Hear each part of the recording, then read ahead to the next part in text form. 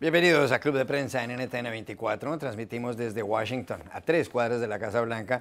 Y no olviden que al final de este programa ustedes lo pueden ver completo o pueden ver a partes en nuestra página de Facebook o por nuestra cuenta de Twitter. Y el audio, el podcast está en SoundCloud. Les doy la bienvenida a los invitados a este programa. En primer lugar está aquí Eric Langer, quien fuera director del Centro de Estudios Latinoamericanos de la Universidad de Georgetown y que es profesor de ese mismo centro universitario. Profesor Langer, bienvenido como siempre. Siempre un placer. Beatriz Pascual, corresponsal de la Agencia Española de Noticias EFE, bienvenida a este programa. Muchas gracias. Y Arturo Sarucán, ex embajador de México, consultor y columnista, gracias por estar aquí. Placer. Antes de hablar de Emmanuel Macron y de Donald Trump, que están reunidos a 3 cuadras de aquí, y antes de hablar de México, porque hay muchas noticias de México, hoy hay noticia deportiva porque empiezan a jugarse las semifinales de la Champions League, la Liga de Campeones. Juegan primero el Liverpool contra la Roma, una semifinal en el partido de ida, y mañana jugarán el Bayern Múnich y el Real Madrid. Usted es hincha del Barcelona y la Roma sacó al Barcelona, pero ahora me dice que va por el Liverpool. ¿Es porque el Liverpool es por tomar venganza contra la Roma o cómo es la historia? No, ninguna. Como niño pequeño, cuando mi padre estaba haciendo el posgrado en Gran Bretaña, vivíamos en Gales. Yo tenía 5 años. Y el equipo de la Liga Premier más cercano a donde vivíamos en Gales era el Liverpool, en las épocas doradas de Liverpool, y desde entonces me hice hincha de Liverpool, es mi segundo equipo. Entonces nada tiene que ver con la venganza, lo que sí espero es que el Liverpool llegue a la final y se casque al Madrid si el Madrid llega a la final. Usted odia al Madrid, como Así hincha es. del Barça. Así es. Óigame, ¿quién era la estrella de Liverpool en esa época? En aquel entonces era Kenny Dalglish, que luego se convirtió en entrenador un tiempo de Liverpool. Pero era con el gran entrenador Bob Paisley, que fue pues, uno de los grandes entrenadores del fútbol en Gran Bretaña. ¿Ustedes debían ser los únicos latinoamericanos que vivían en Gales? Pues? No, había otra pareja de colombianos y una pareja de brasileños. Poca gente. Bueno, mire, hay noticias de México importantes porque hay elecciones en su país el 1 de julio. El próximo presidente se posesiona el 1 de diciembre. En México no hay segunda vuelta en las elecciones y va a haber 3 debates presidenciales. En realidad ya hubo el primero y faltan otros 2. El debate de hace 2 días en donde estuvieron los candidatos, Andrés Manuel López Obrador por el movimiento que él preside, por Morena, Ricardo Anaya por México al Frente, que es una alianza del PAN y el PRD y un movimiento ciudadano, José Antonio Meade, que es el candidato del PRI, el partido de Enrique Peña Nieto, aunque él no ha sido militante del PRI, Margarita Zavala, la exesposa de Felipe Calderón, el presidente también, y Jaime Rodríguez el Bronco, que entre otras cosas propuso amputarle una mano a un ladrón como si estuviera, decía mucha gente, en la Edad Media. Ha habido ya varias encuestas después de este primer debate. Es verdad que López Obrador estuvo más bien tranquilo, no respondió a una gran cantidad de críticas que se le hicieron. Le reprocharon el hecho de que él hubiera ofrecido una amnistía para ciertos delincuentes. Se habló también muchísimo de corrupción y demás. Dicen algunos sondeos que quien ganó el debate fue Ricardo Anaya, que estuvo muy sólido, y que en segundo lugar quedó López Obrador, que Mides fue un poco más gris. Aquí la pregunta es, ¿va a ser la segunda vuelta, si las cosas siguen como van en México, entre AMLO, López Obrador, pues esas son sus iniciales por una parte, y por otra Anaya? Bueno, no hay segunda vuelta, es decir, la pregunta es si va a quedar primero uno, si la presidencia está entre uno y otro. Si este debate convierte la contienda que hoy es a 5 bandas en una contienda parejera entre López Obrador y Anaya. Es quizá todavía muy temprano para determinarlo. Sí hay indicios de que el debate le ha dado un brinco importante a Anaya.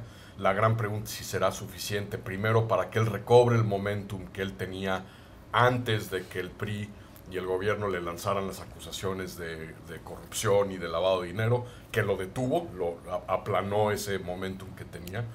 Y si lo que ocurrió en el debate y lo que pudiera ocurrir en el segundo y tercer debate, que todavía faltan uno en mayo y uno en junio, pueden modificar una ventaja sólida que, a pesar de que se percibió que López Obrador había perdido el debate o lo ganó Anaya y evadió muchas de las preguntas y cuestionamientos que le hicieron, no parece por el momento estar modificando esa base de apoyo que le está dando al López Obrador en prácticamente todas las encuestas que han sido divulgadas.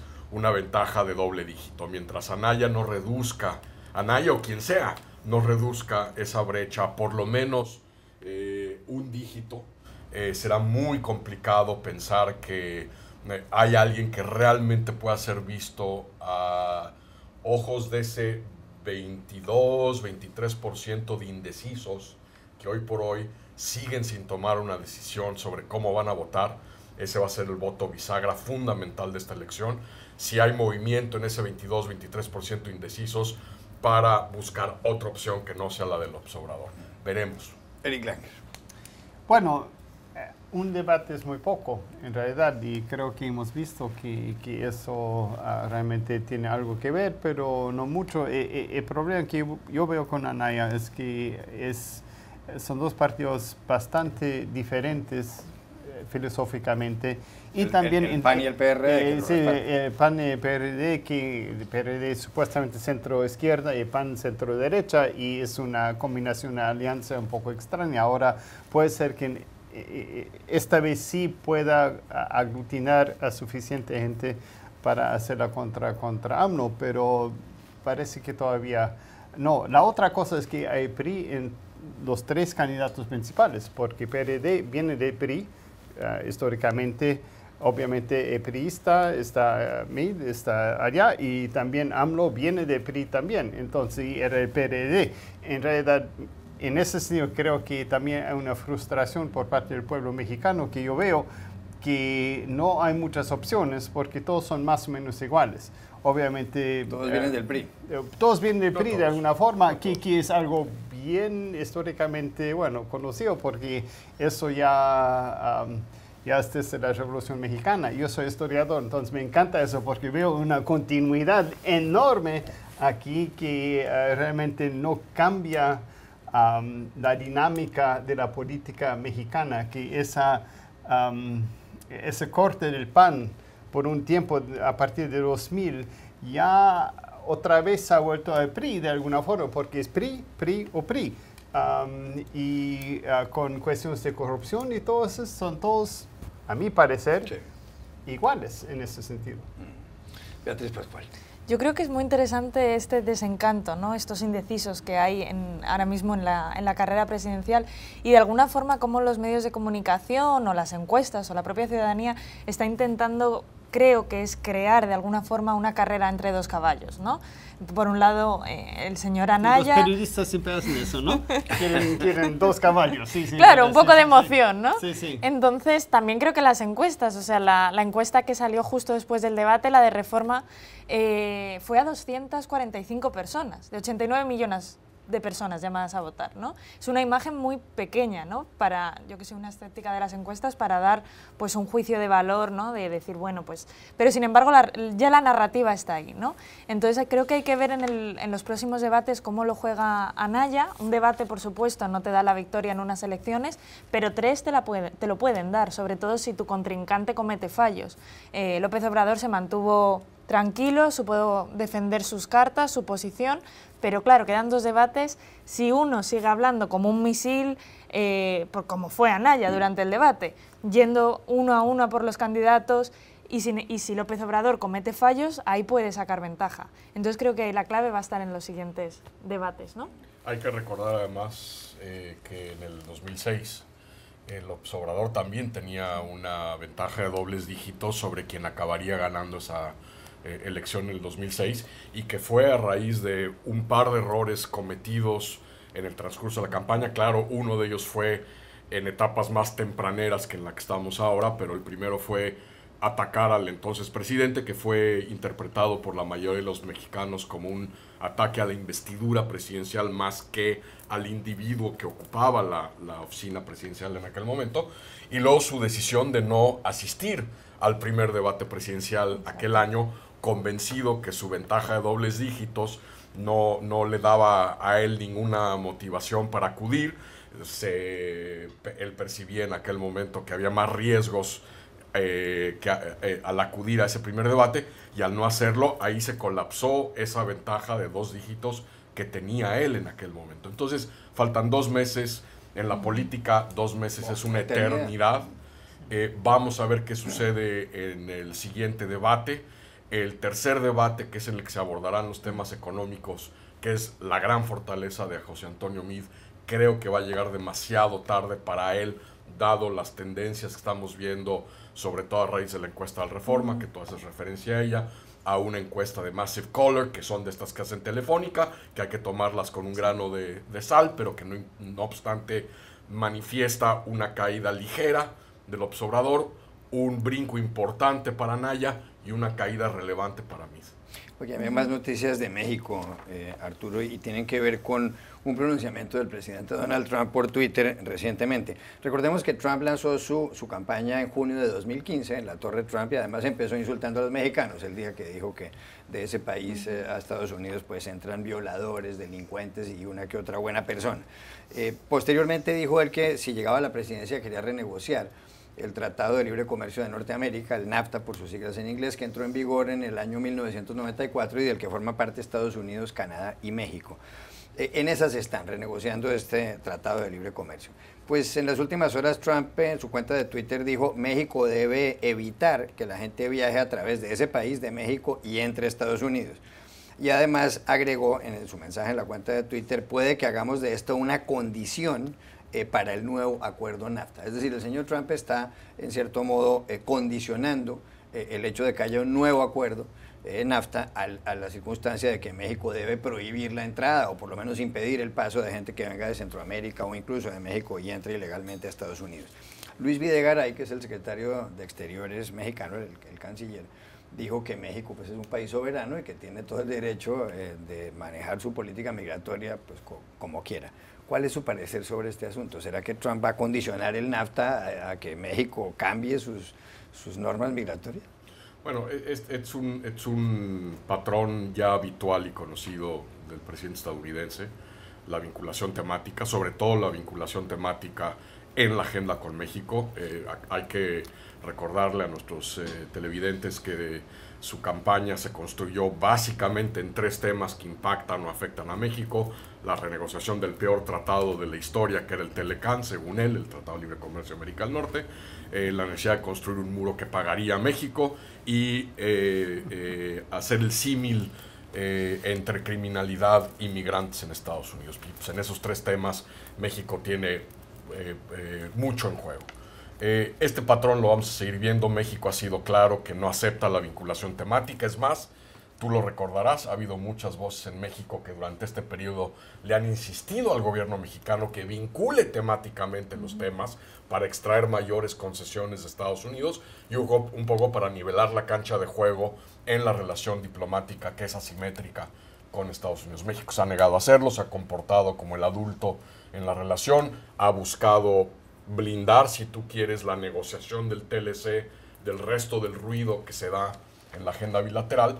Pero aquí el gran peligro es que Trump, en momentos en que nos estamos acercando a un posible acuerdo en principio en quizá el tema más complicado de la renegociación del TLC, que es el tema de reglas de origen para el sector automotriz, Trump podría con esta insistencia de usar a México como una piñata política y electoral, podría arrancar una derrota de las fauces de la victoria. Estamos cerca de alcanzar un objetivo, pero lo que Trump está poniendo en tela de juicio es: gane quien gane en México, el futuro de la construcción de una relación estratégica por parte de cualquier siguiente gobierno mexicano que diga: no tengo apetito, no tengo espacio de maniobra política interna en México, y la opinión pública del país está en contra de conceder cualquier punto en la agenda con Estados Unidos. Esto es lo que está poniendo en riesgo Donald Trump. Beatriz. Me pareció muy curioso ayer cuando salió el Twitter, porque lo estuve cubriendo, me pareció muy curioso que Trump utilizara el tema de la inmigración, porque como bien ha dicho el señor anterior embajador, perdóname, es que México se ha comportado como el adulto. Es decir, México oficialmente es el que ha dicho: no voy a utilizar el tema de la inmigración. Recordemos que posteriormente a 2014, cuando hubo la crisis de los niños migrantes que llegaron aquí desde Centroamérica solos, cruzando millones de kilómetros, Obama fue el que convenció un poco a México, trabajó con México para implantar el tema de la frontera sur en la frontera con Guatemala, entre México y Guatemala, para frenar a la inmigración hacia el norte. Me pareció muy curioso que Trump llevara esto a coalición, porque lo que dicen en privado algunos funcionarios mexicanos es que no nos tiente Estados Unidos porque igual somos nosotros los que utilizamos el tema migratorio. Es decir, si México se niega a implantar el tema de la frontera sur en el borde con Guatemala, ¿qué puede pasar a Estados Unidos? Existe un riesgo, por supuesto, que es que los migrantes se queden en México. Entonces México tiene que poner un montón de recursos ahí para ayudarles, pero también podrían llegar al norte. O sea, el tema de Trump ayer en Twitter fue como abrir una caja de Pandora. O sea, no tenía ningún tipo de razón para hacer eso. Supuestamente lo hizo porque por la mañana estuvo viendo Fox and Friends. Estábamos buscando razones, estábamos buscando razones de por qué trae esto ahora a coalición. De repente me pongo ahí a revisar el Twitter de Fox and Friends y digo, bueno, es que hablaron de la caravana esta mañana. Bien, ya sabemos por qué. Por la mañana, Fox and Friends, que es un programa que ve el presidente, estuvo hablando de que los 50 integrantes de esta caravana de Centroamérica, que llegó a estar integrada por 1.500 personas, que recorren anualmente México, oficialmente acabaron en Ciudad de México, pero algunos siguieron su camino hacia el norte y 50 entraron por California, ¿no? Entonces Fox and Friends estaba contando esto y además decía, sin aportar ningún dato, que había olas de restos de esta caravana que estaban llegando hacia Estados Unidos. Yo creo que ahí Trump tuvo un cortocircuito, se fue a Twitter y abrió esto que la verdad que no tiene ninguna razón para abrir. Sin palabras. No, hay problemas que sí, México es el adulto aquí. No, lo que realmente creo que pasa entre Fox y Friends, obvio, es que Trump no quiere hacer el tratado, no quiere ese tratado. Está señalando que lo que sea, van a negociar lo que sea, y él mismo va a decir que sí o no él. Y lo que él está aumentando siempre cada vez una condición más, una condición, sí, para entonces de poder decir, bueno, no se han acatado lo que yo he dicho porque tiene que ser el mejor tratado del mundo para mí y para nadie más, y entonces como no lo es, entonces caramba, no lo vamos a hacer. Y influenciado por Fox and Friends y por Bolton y por toda esa gente, entonces va a decir que no, porque ya yo creo que está más y más en contra de eso por también los nuevos consejeros que tiene sobre asuntos extranjeros, ¿no? Entonces, creo que realmente es eso, es también su forma de negociar, ¿no? Dice, no se puede, entonces es él cree que entonces dice, no, lo vamos a hacer de todos modos porque sí, qué bien que nos estás complaciendo un poquitito, entonces sí vas a hacerlo porque entonces si no, bueno, entonces es una cosa tan...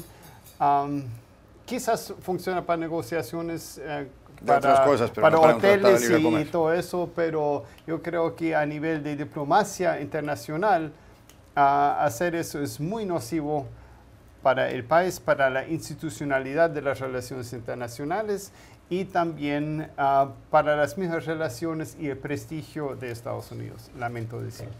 Ya regresamos a Club de Prensa. Volvemos a Club de Prensa en NTN 24 desde Washington, y a 3 cuadras de aquí, Beatriz Pascual en la Casa Blanca. Están reunidos en este momento Emmanuel Macron, el presidente de Francia, y Donald Trump, el presidente de Estados Unidos. Es la primera visita de Estado de la era Trump, y además esto confirma en cierto modo la buena relación que tienen los dos, siendo muy distintos.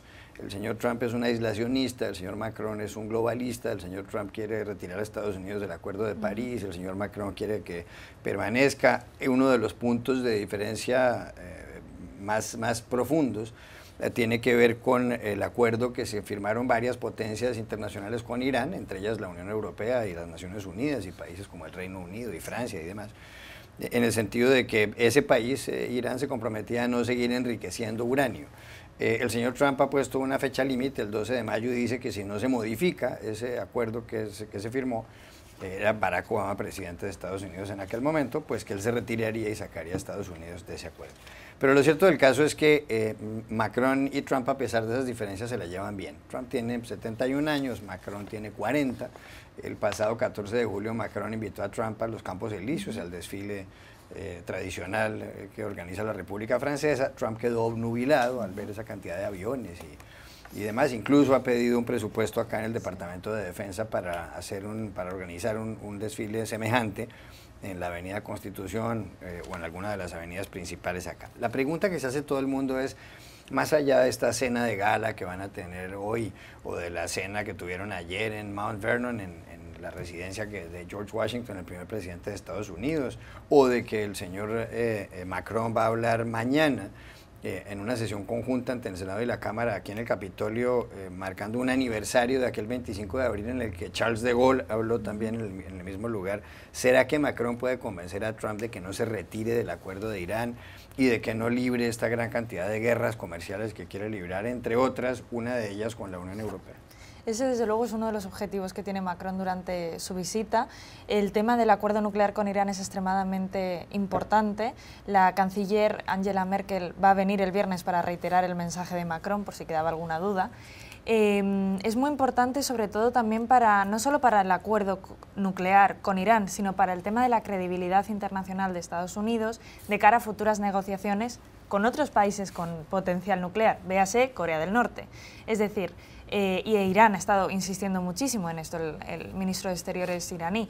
Es muy importante que Estados Unidos tenga una imagen coherente con lo que está haciendo. Lo que decía el ministro de Exteriores iraní, que me parecía buenísimo, es no puede Estados Unidos negociar una cosa, cerrarla y venir un año después y decirnos, no, es que mira, quiero cambiar esto, esto y esto, porque entonces la credibilidad que tienes a nivel mundial se acabó. Es muy importante el tema del acuerdo nuclear con Irán. También va a intentar Macron meter de nuevo a Estados Unidos en el acuerdo de París, por el contenido simbólico que tiene, que además se firmó en París, es el acuerdo contra el cambio climático. Eso lo tiene muy difícil. Y por otro lado, el tema comercial, el tema de las tarifas con la Unión Europea, que además expiran el 1 de mayo.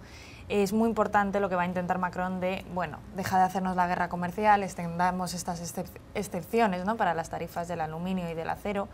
Yo sí que veo que hay potencial para un acuerdo. Creo que a los dos les gusta mucho el show. El tema de la Bastilla, ¿no? Como muy bien señalabas, ¿no?, aquello en los Campos Elíseos, Trump era el invitado de honor, y ahora esta noche pues vamos a poner el show también en la Casa Blanca, esta cena enorme, va a tocar la Ópera Nacional de Washington. Entonces yo creo que entre los dos, ¿no?, se puede lograr una sintonía que desde luego no tiene Trump con cualquier otro líder europeo. O sea, en Europa miran a Macron como es nuestro enviado. Él nos va a intentar salvar, va a intermediar un poco por todos. Entonces, a ver qué consigue y luego a ver qué reitera Angela Merkel en su visita. Quizás sea una situación de poli bueno, poli malo. Vamos a ver qué pasa. La relación de Estados Unidos y Francia es muy antigua. Hoy decía el señor Trump hace pocos minutos en el discurso con Macron que es tal vez el primer aliado que ha tenido Estados Unidos en la historia. Incluso la plaza del Marqués de Lafayette, que luchó por la independencia estadounidense, que era francés, es el nombre de la plaza que está frente a la Casa Blanca. Y Thomas Jefferson, que fue el tercer presidente de Estados Unidos y uno de los redactores de la Declaración de Independencia, era francófilo, fue incluso embajador en París, embajador de George Washington, el primer presidente en París. De modo que hay una relación muy estrecha ahí, profesor Lange. Sí, hay una relación muy estrecha. Ya también Benjamin Franklin fue embajador y le encantaron las mujeres francesas, por ejemplo, y eso dejó en su diario. Era muy eso. Popular en Versalles. Sí, sí. Ben Franklin. Sí, sí, exacto. Es muy buena la frase de, tal vez es la frase de Jefferson, creo que fue embajador después de Franklin, Sí. Cuando le dijeron al señor Jefferson, bueno, entonces viene usted a reemplazar a Benjamin Franklin. Thomas Jefferson dice, uno no puede reemplazar a Benjamin Franklin, uno solamente puede sucederlo. Sí, es verdad. No, y muy bien, sí, muy bien dicho. Pero, creo que un gran pero, y aún con Angela Merkel que viene después, Trump hace lo que el último le dice. ¿Y quién es el último que le va a decir algo? Es John Bolton. Y John Bolton está en contra del tratado con El Consejero de Seguridad Nacional. Sí, exacto. Y entonces yo creo que todo eso no va a servir de nada, en realidad. Quizás los europeos están apostando a que ellos sí tengan alguna posibilidad, pero yo creo que sepan muy bien que no tienen mucha posibilidad con eso. Y eso justamente es el problema, lo que dijo el presidente iraní, el embajador, o el canciller, canciller, sí, que eso no era, bueno, la credibilidad de Estados Unidos está más aún por el suelo, pero ya está por el suelo. Y a Trump no le importa un bledo si lo que han hecho antes, porque él sabe que lo puede hacer mejor. Y además, si Obama lo hizo, ay no, eso ya no se puede. Entonces yo creo que lastimosamente todo ese esfuerzo va a llevar a la nada. Esa es mi predicción. Arturo Sarucán. Es evidente que Macron está jugando a convertirse en el interlocutor europeo con Estados Unidos, en parte por las debilidades internas que tiene la primer ministra británica, no solo políticas al interior de su partido, sino por el debate, el curso del debate en torno al famoso Brexit, la salida británica de la Unión Europea, que ha debilitado evidentemente a Gran Bretaña en el concierto de la diplomacia europea. Merkel, que efectivamente viene el viernes, pero con quien sabemos la relación entre Trump y la canciller alemana es muy mala. Y efectivamente Macron es el de los líderes internacionales quien ha logrado articular quizá la mejor combinación de adulación, capacidad de interlocución en privado con el presidente Trump, pero hay muchos en Europa y en el resto del mundo que le están reclamando a Macron que muy bien, que qué bueno que se lleve bien con el presidente Trump, qué bueno que sea el primer mandatario al que se le da una visita de Estado en esta administración estadounidense, pero que Francia tiene que jugar sus cartas sobre la mesa en temas fundamentales para la seguridad global, como el acuerdo con Irán, como lo que está sucediendo en Siria. Pero es evidente que Macron cree, y yo ahí comparto con él esa visión, que una diplomacia libre de riesgos es una diplomacia libre de resultados. Y está él jugando una carta muy agresiva para tratar de alguna manera normar el comportamiento diplomático del presidente. Efectivamente, con la llegada de John Bolton como nuevo asesor de seguridad nacional en la Casa Blanca, muchos de estos temas se van a complicar por el enorme recelo que tiene Bolton, no solo para el multilateralismo como una fuente de fortaleza para la política exterior estadounidense, sino por lo que está en juego en el fondo en el acuerdo con Irán. Pero va a ser una visita interesante. También hoy en la noche el presidente Trump vuelve a romper un precedente más que debilita la investidura de la oficina presidencial de Estados Unidos, al por primera vez romper un precedente y no invitar a demócratas, a legisladores demócratas, a una cena de Estado donde se supone que lo que está sobre la mesa es el bipartidismo, la presentación de una sociedad compleja con el partido de oposición, con el partido en el poder, y hoy en la noche, por primera vez en una visita a Estado, no habrá integrantes de la oposición sentados en una cena de Estado. Es grave. Eso llama mucho la atención. Cambio de asunto, profesor Langer. Ha habido elecciones presidenciales en Paraguay. El Paraguay es un país de algo más de 400.000 kilómetros cuadrados y tiene cerca de 7 millones de habitantes. Y ha ganado el Partido Colorado, un partido que ha estado por muchos años en el poder, encarnado en Mario Abdo Benítez. Pero el señor Abdo consiguió el 46,6% de los votos y su contrincante, Efraín Alegre, logró el 42,73%, repito, 46,6, 42,73%. Están muy cerca. Señor Alegre es del Partido Liberal Radical Auténtico. Pero lo que se pregunta mucha gente es si Abdo podrá gobernar porque pues tiene muy poco margen de maniobra en el Congreso, no tiene realmente unas mayorías cómodas para salir adelante. Es verdad que en el Paraguay hay mucho tiempo, transcurre mucho tiempo entre el momento de la elección y el momento de la toma de posesión. El presidente se posesiona en agosto y seguramente de aquí a allá Abdo tratará de alcanzar acuerdos con la oposición. ¿Le quedará fácil lograrlos o se le va a complicar la vida al señor Abdo? Bueno, creo que aquí hay algo que tomar en cuenta. En primer lugar, el presidente saliente Cartes también es el Partido Colorado, aunque no se entienden muy bien Abdo y Cartes, pero eso es una ventaja. En segundo lugar, el Partido Colorado ha manejado el país ya desde hace muchas décadas. Es un continuismo casi como el PRI en México también. Entonces, tienen una estructura partidaria dentro del país que es la estructura más sólida de todos los partidos. En ese sentido, creo que también tiene una ventaja. La tercera ventaja que tiene para el presidente que va a entrar, Abdo, y eso es que la oposición en realidad es una conglomeración de dos partidos completamente diferentes. Uno es Frente Guazú, que es de izquierda, y otro es el Partido Liberal, que en realidad es centro-derecha.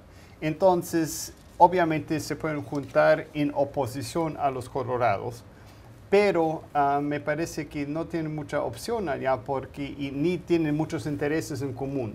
Entonces, si el Partido Colorado lo hace bien y el presidente lo hace bien, puede dividir la oposición bastante fácilmente, porque realmente ideológicamente uno no ve lo mismo que el otro y tienen otros diferentes gente que los apoya y todo eso. Entonces realmente me parece que no va a ser tan difícil como parece por la oposición y también por la estructura ya muy firme de muchísimos años que tiene el Partido Colorado, y obviamente el presidente Abdo va a aprovechar de eso también. Beatriz. Pues como el profesor Langer ha hablado de las ventajas que tiene el nuevo presidente, yo voy a hablar de las desventajas. Bueno. Creo que es muy significativa la diferencia de puntos entre los dos primeros en la lista. O sea, se pronosticaba que Abdo Benítez iba a conseguir 20 puntos de ventaja, en un principio era lo que se estaba diciendo, ha conseguido solo 3,7, 4 puntos. Son las elecciones más reñidas en Paraguay desde la vuelta de la democracia. Eso es muy significativo. Luego también el desencanto, ¿no?, que hay en la gente. O sea, la participación fue solo de un 60%. Hubo 130.000 votos en blanco. Es decir, la gente, esto en un país donde es obligatorio votar y hay una multa, o sea, es muy significativo que la mitad de la población casi no vote. Y luego también lo que hubo muchísima gente, lo que hizo mucha gente, que tenía mucho el Partido Colorado, por supuesto, hizo lo del voto cruzado, que es yo voto por un lado a la Cámara de Diputados y al Senado, por otro lado voto al presidente. Entonces, claro, se da una situación en la que el color del Congreso, que todavía no sabemos los resultados, lo sabremos en 2 semanas, puede ser muy diferente del color del partido político en la presidencia. El Partido Colorado insistió mucho en esto y hacía la petición esta de voten de punta a punta, es decir, voten toda la hojita para nosotros. Pero claro, el voto de la gente todavía no sabemos cuál es, pero sí que se puede dar una situación muy difícil en la que igual él tiene que ceder en ciertos postulados, tratar de negociar con la oposición, en una posición que además el Partido Colorado no se ha visto en todos estos años. Entonces, a ver qué pasa con esos resultados, pero sí que se puede dar una situación muy difícil. Arturo Saruján. Yo creo que se repite un fenómeno que estamos viendo prácticamente en todas las elecciones de la región, que es una atomización y fragmentación del voto, alimentado además por un creciente rechazo a políticos, partidos políticos y políticas públicas de más de lo mismo. Yo creo que estamos viendo un fenómeno que con diferentes detonadores se está repitiendo en varios países de América Latina. Yo creo que lo veremos de alguna manera también en la elección presidencial mexicana, en la brasileña, y este es un tema del que hay que estar pendientes. Paraguay y México comparten 2 temas también similares, uno al que te has referido tú, que es el voto razonado, es decir, votar por un partido o un candidato y darle a la oposición los votos para la Cámara de Representantes o el Senado para generar contrapesos y equilibrios, y esto pasa habitualmente, tradicionalmente en México.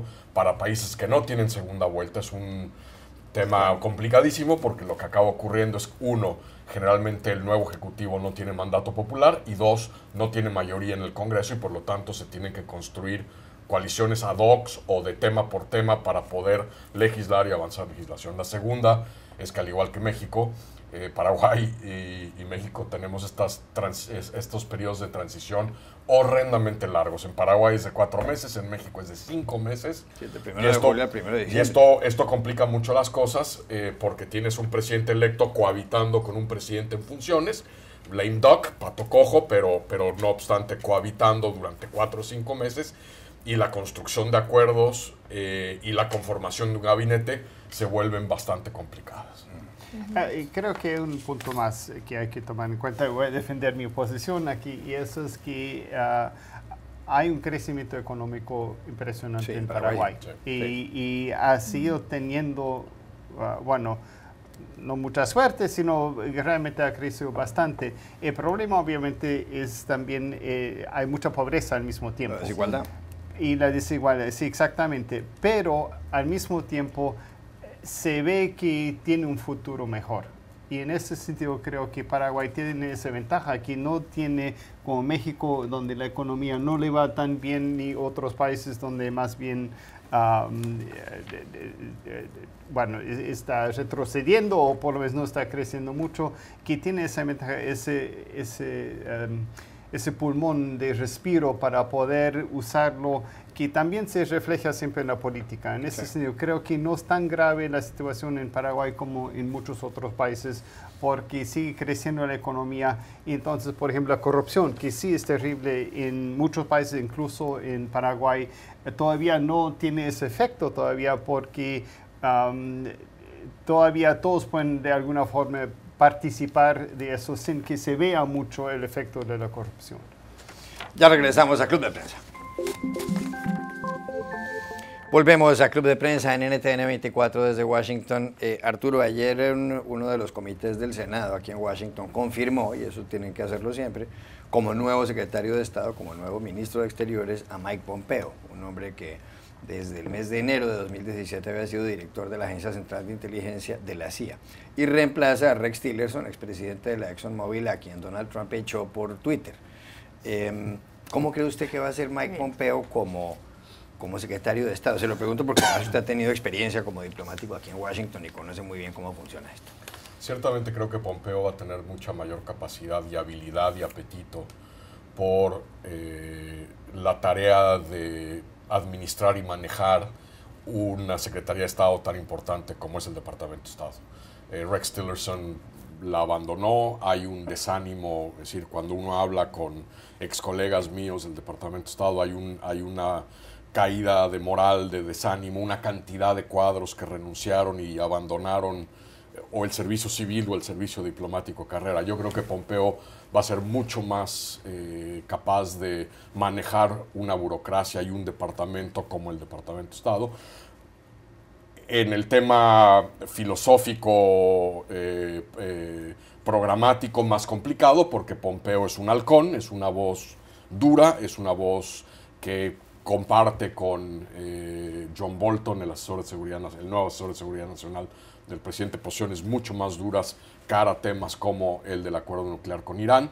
Es de los poquísimos integrantes del gabinete del presidente que realmente ha logrado desarrollar una cercanía personal, filosófica, empatía ideológica con el presidente. El presidente es a uno de los secretarios que le tiene mayor confianza, pero ciertamente, es decir, hay que esperar posiciones en muchos temas de la agenda de política exterior, de seguridad internacional estadounidense, mucho más duros ahora con Pompeo. Vamos a extrañar a Tillerson con respecto a algunas de las posiciones de Estados Unidos en foros internacionales. Beatriz Pascual.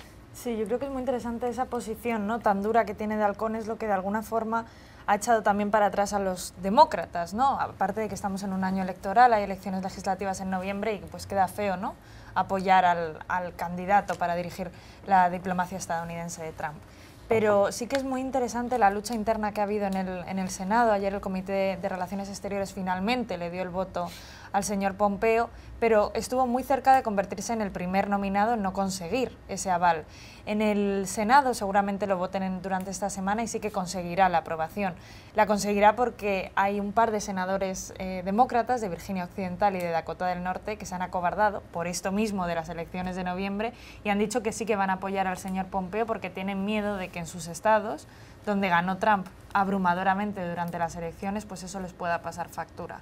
Pero sí que creo que va a ser muy interesante ver la lucha interna, sobre todo el Congreso, el Senado, quiere confirmarlo antes del viernes porque hay una cumbre de los ministros de la OTAN. Entonces ya listo para despegar y para comenzar a hacer todas esas cosas que a lo mejor a Tillerson pues no tuvo el interés o no tuvo el apoyo desde la Casa Blanca para poder hacer. Bueno, me parece que es importante que Trump tenga a un secretario del Estado. Y en ese sentido, tener a alguien como a un Pompeo, que es un halcón, es bueno. Porque necesita a alguien que administre las relaciones exteriores, que no sea Trump mismo, sino alguien que burocratizado, digamos, que ya tiene institución y todo eso. Y parece que él sabe manejar instituciones también.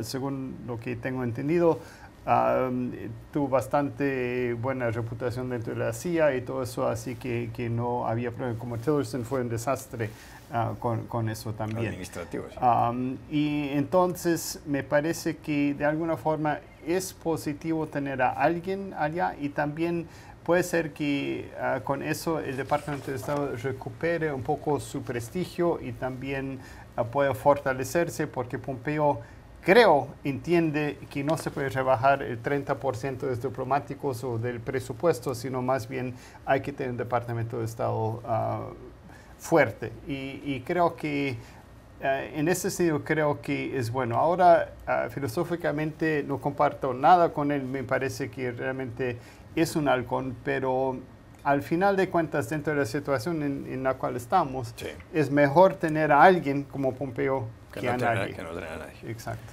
Ya regresamos a Club de Prensa. Volvemos a Club de Prensa en NTN 24. Arturo, hay un debate sobre el queso manchego. Sí, aquí estaba bien, sobre el queso manchego. Resulta que el comisario de Agricultura y Desarrollo Rural de la Unión Europea, Paul Hogan, ha dicho que pueden ya coexistir no solamente el queso manchego, famosísimo en España, cuyo origen está desde luego en La Mancha, sino también un queso mexicano que se llama queso manchego, que además está hecho con leche de vaca. Justamente creo que el sábado se reanuda ya el tratado comercial entre la Unión Europea y México, y van a haber más acceso para algunos quesos de un país al otro y demás. ¿Cómo es esta historia del queso manchego? Porque mucha gente no sabe, yo personalmente no sabía, que en México también hay queso manchego. Bueno, antes de que la Unión Europea y México negociaran el primer acuerdo comercial que se suscribió en 1997, había habido durante décadas un queso que se llama queso estilo manchego en México, cuando además México estaba cerrado a las importaciones de productos de otros países, y un poco lo que este muy importante proceso de modernización y actualización del Tratado de Libre Comercio con la Unión Europea, que se anunció el sábado ya como concluido. Hay temas técnicos que tendrán que trabajar en las semanas y meses por venir, pero digamos el acuerdo ya ha sido renegociado. Es importantísimo, primero porque pone el comercio entre la Unión Europea y México, que es el tercer socio comercial de la Unión Europea, a la altura del siglo XXI. Es decir, se suscribió en 97, cuando la economía global era muy distinta a lo que es hoy. Sí. Está incluyendo temas de propiedad intelectual, de flujos de comercio electrónico, flujos digitales, etc. Y en el tema de la famosa denominación de origen, que juega un papel tan importante para Europa, un compromiso entre el mayor acceso de productos de denominación de origen a México, con el respeto y reconocimiento de productos que se hacían en México mucho antes y que con ciertos bemoles se van a seguir pudiendo comercializar con esta etiqueta de queso estilo manchego. Beatriz Pascual, 30 segundos. Pues sí, en España estaban muy preocupados por el tema del queso manchego y protegerlo en México. Entonces, una de las cosas por las que presionó España en la Unión Europea fue para que en el queso de estilo manchego de México no se ponga la bandera de España, y cualquier español con hambre de queso vaya allí y lo agarre pensando que es queso manchego del nuestro. Entonces, bueno, en España ha habido un gran debate sobre esto y nada, y el queso manchego, pues cuanto más queso mejor. Pero sin etiquetas, etiquetas. Con verlos uno se da cuenta de la diferencia. Que es otro queso, ¿no? 15 segundos, Eric Langer. Sí, demuestra la debilidad de España, yo creo, dentro de la Unión Europea, que permite eso. Los franceses nunca dejarían permitir una denominación de queso francés en México. Yo no sé cómo sea la cosa, pero Carlos Fuentes, escritor mexicano muy famoso, decía que desde el territorio comprendido entre los Pirineos al norte y la Patagonia al sur debería llamarse La Mancha, y yo creo que tenía razón, excluyendo por supuesto a los Estados Unidos. Gracias a los tres, a ustedes los espero mañana en Club de Prensa.